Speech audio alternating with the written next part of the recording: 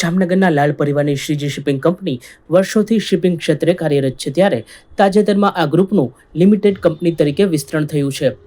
અશોકભાઈ લાલ તથા જીતુભાઈ લાલની આગેવાની હેઠળ ચાલતા શ્રીજી ગ્રુપની કંપની શ્રીજી ગ્લોબલ લિમિટેડનો આઈપીઓ આવતા સ્ટીવીડોર ક્ષેત્રે આઈપીઓ લાવનાર વિશ્વની પ્રથમ કંપની બની ગઈ છે. આઈપીઓ 58 ગણો ભરાતા 410 કરોડના મૂલ્ય સામે 16,700 કરોડથી વધુ ભરણું આવતા વિક્રમી સફળતા મળી છે.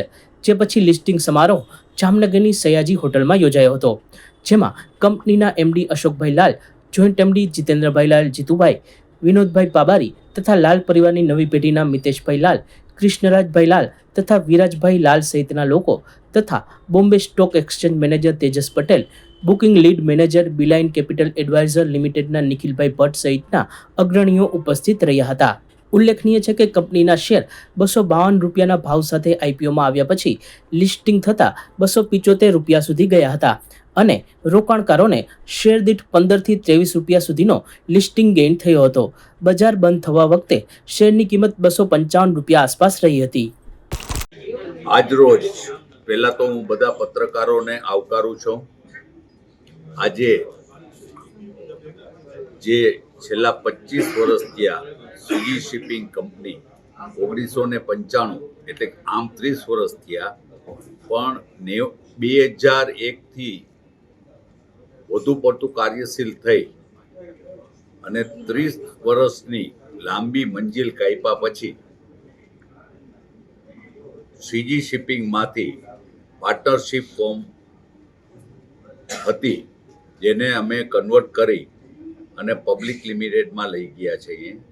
પબ્લિક લિમિટેડમાં જવાનું મોટામાં મોટું રીઝન એ કે અત્યારના જમાના પ્રમાણે, યુગ પ્રમાણે અમે શ્રીજી શિપિંગ ગ્લોબલ એ નામ રાખવાનું કારણ પણ એ જ હેતુ હતો કે હવે ગ્લોબલી, કેમ કે ખાલી પહેલાં અમે ગુજરાત પૂરતું કામ કરતા હતા, પહેલાં સૌરાષ્ટ્રમાં કરતા હતા, હવે ઓલ ઓવર ઇન્ડિયામાં કરીએ છીએ અને હવે આખા દેશની અંદર અમારો વ્યવસાયનો વિકાસ થાય છે. એટલે અમે શ્રીજી શિપિંગ ગ્લોબલનું આજે આઈપીઓ જ્યારે ઓપન થયો ત્યારે તમારા માધ્યમથી પહેલાં તો હું બધા ઇન્વેસ્ટરોનો ખૂબ ખૂબ આભાર વ્યક્ત કરવા માગું છું કે મારી કંપની ઉપર જે વિશ્વાસ શેર હોલ્ડરે મૂક્યો અને 400 કરોડની જગ્યાએ 16,000 કરોડ રૂપિયા જેવી માતબર રકમનું ભયણું થયું.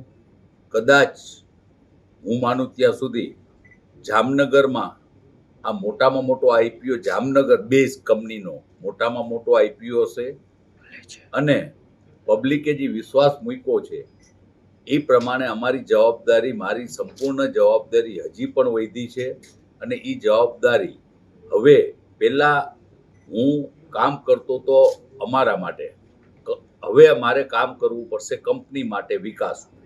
અને જ્યારે એક હાથની જગ્યાએ અનેક હાથ ભેગા થાય ત્યારે હંમેશ માટે થઈ અને એક કરતાં બે ભલા ને બે કરતાં 12 ભલા, એ ટાઈપની આખી પરિસ્થિતિ નિર્માણ થઈ છે. એટલે પબ્લિકે જે વિશ્વાસ મૂક્યો છે અને તમારા માધ્યમથી એ પણ હું જાણ કરવા માંગુ છું કે અમે ખાલી 10% શેર જ ડાયલ્યુટ કર્યો છે, 90% શેર હજી અમારી કંપની પાસે જ છે. એટલે વ્યક્તિની જગ્યાએ હવે કંપની કાર્યશીલ રહેશે અને કંપની પ્રગતિ કરશે. સચોટ સમાચારો સૌથી ઝડપી મેળવવા માટે અમારી ચેનલને સબસ્ક્રાઇબ કરો.